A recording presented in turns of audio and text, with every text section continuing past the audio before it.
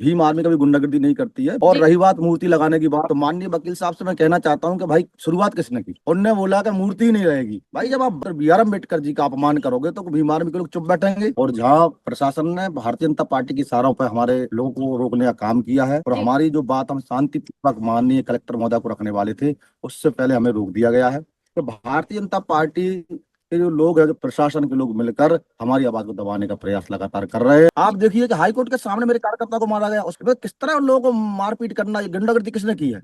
Start किसने किया है सबसे पहले? तो उनको मैं कह देना चाहता हूँ कि भीम आर्मी के लोग हैं, बड़े मजबूत लोग हैं। मैं तो मेरा एक एक कार्यकर्ता भी डंडों पर नाम लिख के लाया था। उन वकीलों ने कानून को हाथ में लिया, कोर्ट में बैठ के वो व्यक्ति धमकी दे रहा है। क्या उनको शोभा देता है ये बात करना? क्या उनको सही लगता है कि मैंने क्या बोला है? और आप उसको अरेस्ट नहीं कर पा रहे, और उल्टा आप उनका संरक्षण कर रहे हैं, उनको बचाने का काम कर रहे हैं। ना किसी पे FIR हुई तो प्रशासन का पक्ष ले रहा है। तो क्या करें हम लोग? कहाँ जाए? कहाँ का न्याय है कि हम लोग इस आंदोलन को अब रोकने वाले नहीं है? पूरे देश के अंदर से आंदोलन को खड़ा करेंगे। नमस्कार, मैं निधि रतन और आप देख रहे हैं नेशनल दस्तक। ग्वालियर हाईकोर्ट में जिस तरीके से बाबा साहब की मूर्ति को लगाने को लेकर लगातार दो विचारधाराओं की लड़ाई तेज होती हुई दिखाई दे रही है, और भीम आर्मी के कार्यकर्ताओं को जिस तरीके से उनके साथ बदसलूकी की गई, मारपीट की गई, इसको लेके आज पूरे ग्वालियर में देश भर से भीम आर्मी के कार्यकर्ता एकजुट हुए हैं, और उन्हीं से जानेंगे कि आखिर वहां का माहौल क्या है। सर, हमारे चैनल में आपका स्वागत है। जय भीम। जी। आपका जय भीम। स्वागत। भीम आर्मी ने आज वहां पर बड़ा प्रदर्शन किया है, जहां पे बाबा साहब की मूर्ति नहीं लगाने दिया जा रहा, वहां पे जय भीम के नारों के साथ आज आपने प्रदर्शन किया। प्रशासन का क्या रवैया था? देखिए, प्रशासन पूरा हाई अलर्ट पे था, और लगातार प्रशासन के लोगों ने हम लोगों को रोकने का काम किया। 2 जगह बैरिकेड उन्होंने लगा रखे थे, तो हमारे कार्यकर्ताओं ने अगले बैरिकेड को तोड़ते हुए लगभग कलेक्ट्रेट के 1 किलोमीटर पहले पहुंच गए। और जहां प्रशासन ने भारतीय जनता पार्टी की इशारों पर हमारे लोगों को रोकने का काम किया है, और जी। हमारी जो बात हम शांतिपूर्वक माननीय कलेक्टर महोदय को रखने वाले थे, उससे पहले हमें रोक दिया गया है।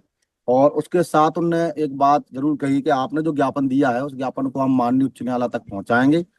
और इससे एक बात क्लियर झलकती है कि भारतीय जनता पार्टी के जो लोग हैं, जो प्रशासन के लोग हैं, वे लगातार इस बात को रोकने का काम करते हैं। इस देश के अंदर जो भी बहुजन नेता या बहुजन संगठन समाज हित में आवाज उठाता है, अम्बेडकर की आवाज उठाता है, उसे रोकने का काम इन्होंने आज किया है। ये बात बिल्कुल सिद्ध हो गई है कि भारतीय जनता पार्टी के लोग और प्रशासन के लोग मिलकर हमारी आवाज को दबाने का प्रयास लगातार कर रहे हैं। लेकिन मैंने बोल दिया है कि भीम आर्मी के लोग अब रुकने वाले नहीं है। अब ये आंदोलन पूरे देश में चलेगा। जी। आप जी। देख सकते हैं पीछे वह मुझे आंदोलन के बाद जो है शहर से बाहर करने के लिए उनने मुझे आया, LIV बोले आप शहर से बाहर रह सकते हैं कहीं भी। तो प्रशासन के लोगों ने जैसे ही मेरे पास मैसेज आया, मैं यहाँ आया हूँ। मेरे साथ लॉ फोर्स भी यहाँ है मौजूद। और आप देख सकते हैं किस तरह आवाज उठाने वाले व्यक्ति को किस तरह प्रशासन जो है अपने गिरफ्त में रखता है। आप कुछ देखिए। जी। जी। सर, कुछ वकीलों की वीडियो सोशल मीडिया पर वायरल हो रही थी, जिसमें वो कह रहे हैं कि भीम आर्मी के कार्यकर्ता गुंडागर्दी करते हैं, जबरन बाबा साहब की मूर्ति परिसर में लगवाना चाहते हैं। देखिए, उनका ये कहना बिल्कुल सरासर गलत है। भीम आर्मी कभी गुंडागर्दी नहीं करती है। भीम आर्मी इस देश के अंदर उन दलित शोषित वंचितों की आवाज उठाती है जो सरकार के सामने अपनी बात नहीं रख पाते हैं। और जी। रही बात मूर्ति लगाने की बात, तो माननीय वकील साहब से मैं कहना चाहता हूं कि भाई शुरुआत किसने की? हम्म। शुरुआत किसने की? आपने सबसे पहले बोला कि भीम आर्मी के लोग कहाँ हैं, उनने बोला कि मूर्ति ही नहीं रहेगी। भाई हम्म। जब आप हमारे बाप doctor B are Ambedkar ji का अपमान करोगे तो भीम आर्मी के लोग चुप बैठेंगे? मैंने जी। उस सोशल मीडिया पर वीडियो को देखा, उस समय मैं छत्तीसगढ़ में था। मुझे देखकर ऐसा लगा कि आज शायद मैं वहीं होता तो मैं पहुंचता। लेकिन जैसे ही मैं छत्तीसगढ़ से आया, 19 तारीख को मैंने सबसे पहले ग्वालियर जाने का आह्वान किया, 22 तारीख का तो मैं गया, उनके चैलेंज को एक्सेप्ट किया। और जो मैंने कहा हर भाषण में कि भाई हम पहुंचेंगे और अपनी ताकत को दिखाएंगे। वहां जितने भी अनिल जो पाठक हैं, जी। बार के अध्यक्ष, और अनिल मिश्रा जी और पवन पाठक जी और गौरव व्यास जी, जिस तरह से आप शब्द संगठन के प्रति कहे हैं, भाई इस देश का नेशनल संगठन है, आप कैसे कह सकते हो? जब आप जी। खुद नेशनल संगठन को उसमें खींच के लेके आए हो, आपने खुद एक षड्यंत्र पूर्वक हमारे संगठन को खींच के लेके आए हो, और आप खुद दंगा कराना चाहते हो और दूसरे पर आप दंगाबाजी और गुंडागर्दी का आरोप लगाते हो। आप जी। देखिए कि हाई कोर्ट के सामने मेरे कार्यकर्ता को मारा गया, उसमें से एक कार्यकर्ता मेरे पीछे खड़ा है, देखो आप। भाई किस तरह उन लोगों को मारपीट करना, ये गुंडागर्दी किसने की है? स्टार्ट किसने किया है सबसे पहले? तो उनको मैं कह देना चाहता हूँ कि भीम आर्मी के लोग हैं, बड़े मजबूत लोग हैं। मैंने कह दिया है कि भाई पार्टी मजबूत है हमारी, और संगठन भी मजबूत है, और हमारा नेता भी मजबूत है, और हमारा कार्यकर्ता भी बहुत मजबूत है। तो मैंने कहा था कि अपने डंडों पर नाम लिख के लाना, तो मेरा एक एक कार्यकर्ता भी डंडों पर नाम लिख के लाया था, शायद आपने वीडियो में देखा होगा। जी, आपने डंडों पर नाम लिखने की बात कही। आपके पार्टी के नेता, तमाम कार्यकर्ता संविधान की बात करते हैं और आप खुद कानून हाथ में लेने की बात कर रहे हैं। देखो, सबसे पहले उन वकीलों ने कानून को हाथ में लिया। शायद हम लोग बिल्कुल भी आंदोलन नहीं करते, लेकिन प्रशासन ने भारतीय जनता पार्टी के दबाव में आकर के उन पर कार्रवाई नहीं की। कितने दिन उनको बयान दिए होगा, अभी तक कोई उनमें से अरेस्ट नहीं हुआ, ना किसी पर एफआईआर हुई। तो प्रशासन का पक्ष लिया, तो क्या करें हम लोग? कहाँ जाए न्याय की? न्याय के लिए हम लोग न्याय के मंदिर की तरफ जा रहे हैं, तो वहां भी हमें रोका जा रहा है, मारा पीटा जा रहा है। आज देखिए, हम कलेक्ट्रेट जाने के लिए जा रहे हैं, हमें रास्ते में रोका जा रहा है।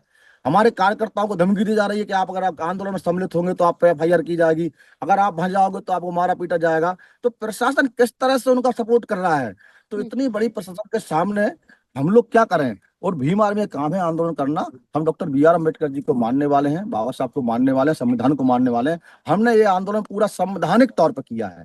इसमें जी। कोई हमने ऐसी हरकत या कोई ऐसी बयानबाजी नहीं की है जिससे जिससे जो है कानून हाथ में लिया जा सके। जी। क्या कहेंगे, आज आपने प्रशासन का कैसा रवैया था? क्या प्रशासन जाति भेदभाव कर रहा है? क्योंकि लगातार आप देखेंगे कि इस देश में जाति के इर्द गिर्द सारी राजनीति होती है। जी बिल्कुल कर रहा है। एक बार बताइए मुझे, कोर्ट में बैठ के वो व्यक्ति धमकी दे रहा है, हम्म। और आप उसको अरेस्ट नहीं कर पा रहे, और उल्टा आप उनका संरक्षण कर रहे हैं, उनको बचाने का काम कर रहे हैं। आपने आज हमें जिस तरह पुलिस फोर्स लगाया है रोकने के लिए, क्या आप उसको जो बयानबाजी की थी, क्या आपने उसको घर जाकर उठाया, उसमें एफआईआर की, उसको आपने जेल भेजा? और उसके बाद भी आप लोग कह रहे हो कि भाई हम लोग जातिवाद कर रहे हैं। भाई आप देखिए कि किस तरह से मेरे कार्यकर्ताओं को मारने का काम किया है वहाँ सड़क जी। पर, वो किस तरह से मारने का कार्य किया था। इस तरह आज उन्होंने जातिवाद की, आज आंदोलन की बात करें, आंदोलन में लगातार मैं देख रहा हूं कि हमारे लोगों को रोकने का जगह जगह काम किया है। उन्होंने इस आंदोलन को चलने का पूरा प्रयास किया है। लेकिन मैं भीम आर्मी कार्यकर्ताओं की दाग दूंगा कि एक एक कार्यकर्ता, मेरा कार्यकर्ता जो है, आज आंदोलन में सम्मिलित हुआ है। और प्रशासन ने हम लोगों से अभी जो है, जब हमने ज्ञापन दिया है, तो हम लोगों ने बोला है कि आपके सिद्धांत को हम लोग माननीय उच्चतम न्यायालय तक पहुंचाएंगे, और आपकी इन मांगों को हम लोग बहुत जल्द पूरा करने का प्रयास करेंगे। प्रशासन का ऐसा जो है, उन्होंने मुझे वादा किया, प्रशासन के लोगों ने। जी। जी, आप लोग स्कूल, कॉलेज, यूनिवर्सिटी की बात कीजिए, मूर्ति पर इतना बवाल क्यों? क्योंकि मूर्ति का तो लगातार आप लोग विरोध करते रहते हैं, फिर भी मूर्ति की राजनीति कर रहे हैं। देखिए, हमने बिल्कुल भी राजनीति नहीं की है मूर्ति की। जी। हम ये कहना चाहते हैं, स्टार्ट किसने किया, शुरुआत किसने की? भाई जी। भीम आर्मी का तो उससे कोई लेना देना था ही नहीं। दो हम्म। लोगों की आपसी लड़ाई थी, लेकिन ये भीम आर्मी को लेकर क्यों आए बीच में? शुरुआत उनने की है। और जब माननीय चीफ जस्टिस महोदय का मध्य प्रदेश का आदेश है, और आदेश में स्पष्ट लिख रहा है कि आप मूर्ति स्ट्रक्चर को प्रोसेस रखिए, जो लोग विरोध कर रहे हैं उनको विरोध करने दीजिए। जब उन्होंने माननीय उच्चतम न्यायालय की, माननीय माननीय जो है चीफ जस्टिस की बात को नहीं माना, तो सबसे पहले जो उन्होंने कानून किसने तोड़ा? सबसे पहले उन्होंने तोड़ा। ठीक है, उसके बाद उन्होंने फिर बयान दिया कि अगर भीम आर्मी के लोग या बाहर के लोग ज्यादा उत्पात मचाएंगे तो हमारे भी बाहर बहुत सारे लोग हैं, ऐसा हुआ कि फिर बाद में मूर्ति नहीं रहने देंगे। जबकि वो इस बार काउंसिलिंग के हाई कोर्ट के अध्यक्ष रह चुके हैं, जिनने जो बयान दिया है। क्या उनको शोभा देता है ये बात करना? क्या उनको सही लगता है कि मैंने क्या बोला है? उनको भी उनके बयान पे उनको संज्ञान लेकर सोचना चाहिए कि मैंने क्या बोला है। और जी। दूसरे महोदय एक बोलते हैं कि भीम आर्मी कहाँ है, ऐसे अपशब्द पता नहीं, जो मैं बोल नहीं सकता मीडिया आपके सामने, ऐसे ऐसे अपशब्द उन लोगों ने लिखा है। और जहां मेरे जो बहुजन मीडिया के साथी हैं, जो जब इस बात को उठाते हैं, हमारे एक साथी हैं ग्वालियर के अंजुल जी। अब जी। उन्हें उनने जब इस बात को उठाया, ट्विटर पर डाला, तो उनको धमकी दी जा रही है, ट्विटर पर उनके अपशब्द लिखे जा रहे हैं। भाई जो बात सत्यता बता रहा है, उस व्यक्ति पर तुम धमकी दे रहे हो, तो मुझे बताइए कि कहाँ का न्याय है? सत्यता बोलने पर क्या धमकी मिलेगी हमारे लोगों को? तो मुझे लग रहा है कि इस देश के अंदर स्वतंत्र अगर मीडिया है तो बहुजन मीडिया है। बाकी अभी तक मेन स्ट्रीम मीडिया ने कोई नहीं दिखा, किसी ने भी नहीं दिखाया इस बात को। जी, एक आखिरी सवाल लेना चाहेंगे। 17 तारीख को ग्वालियर के इस परिसर में मूर्ति लगनी थी, 17 तारीख निकल चुकी है, चीफ जस्टिस रिटायर हो चुके हैं, भीम आर्मी के कार्यकर्ता पीटे जा रहे हैं, आगे की क्या रणनीति रहेगी आपकी? देखिए, मैंने वादा किया है समाज के लोगों से और संगठन के लोगों से कि हम लोग इस आंदोलन को अब रोकने वाले नहीं हैं। पूरे देश के अंदर इस आंदोलन को खड़ा करेंगे, और जी। पूरे देशों में ले जाएंगे। और जब तक माननीय उच्चतम न्यायालय के न्यायाधीश, मुख्य न्यायाधीश यहाँ आकर के मूर्ति का उद्घाटन नहीं करेंगे जब तक ये आंदोलन नहीं रुकेगा। इस आंदोलन का हम लोग पूरे प्रदेश में देश में माननीय राष्ट्रीय अध्यक्ष विनय रतन सिंह, माननीय चंद्रशेखर आजाद जी से हमने निवेदन किया कि इस आंदोलन का पूरे देश में ले जाइए, तो उन्होंने वादा किया कि इस आंदोलन को हम पूरे में ले जाएंगे। और इसी क्रम में माननीय राष्ट्रीय अध्यक्ष विनय रतन सिंह जी जो है ग्वालियर आ रहे हैं 11 तारीख को। इसी कार्य उसका कार्यक्रम का हम लोगों ने नाम रखा है अम्बेडकर पंचायत, जी नाम उसका रखा है। उसका नाम से हम लोग अम्बेडकर पंचायत करेंगे फूलबाग मैदान में। और अब हम लोग लाखों की संख्या में दोबारा से ग्वालियर आएंगे अगर हमारी 11 तारीख तक मांग पूरी नहीं होती है। जी, मीडिया में ये खबरें कोसों दूर है, टीवी अखबार आपके साथ नहीं है, प्रशासन आपके साथ नहीं है, तो कैसे लड़ाई जीती जाएगी आपकी है? देखिए, आप जैसे बहुजन मीडिया हो, आप सारे लोग उठा के आवाज को उठा रहे हो, उसके लिए धन्यवाद देता हूं। और हमारा कार्यकर्ता बहुत मजबूत है, कार्यकर्ता लगातार इसमें सोशल मीडिया पर एक्टिव है। और भीम आर्मी की सबसे बड़ी ताकत सोशल मीडिया ही है।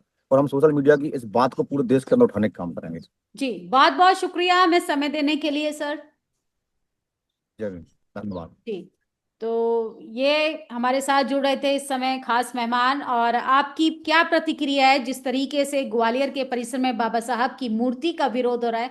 असल में ये मूर्ति का नहीं, विचारों का विरोध है। तमाम बहुजन समाज को कलम और किताब की ताकत से दूर करने का विरोध किया जा रहा है। आपकी क्या राय है? अपनी राय जरूर दें और सोशल मीडिया पर इस खबर को ज्यादा से ज्यादा फैलाने का काम कीजिए, क्योंकि सोशल मीडिया ही बहुजन मीडिया है। नेशनल दस्तक की आपसे गुजारिश है कि अगर इसको बचाना चाहते हैं तो नेशनल दस्तक को सब्सक्राइब करने के लिए रेड कलर के सब्सक्राइब बटन को दबाएं, फिर बेल आइकन की घंटी दबाएं। नेशनल दस्तक को बचाने के लिए बहुत जरूरी है कि हर खबर को शेयर करें, लाइक करें, कमेंट जरूर करें।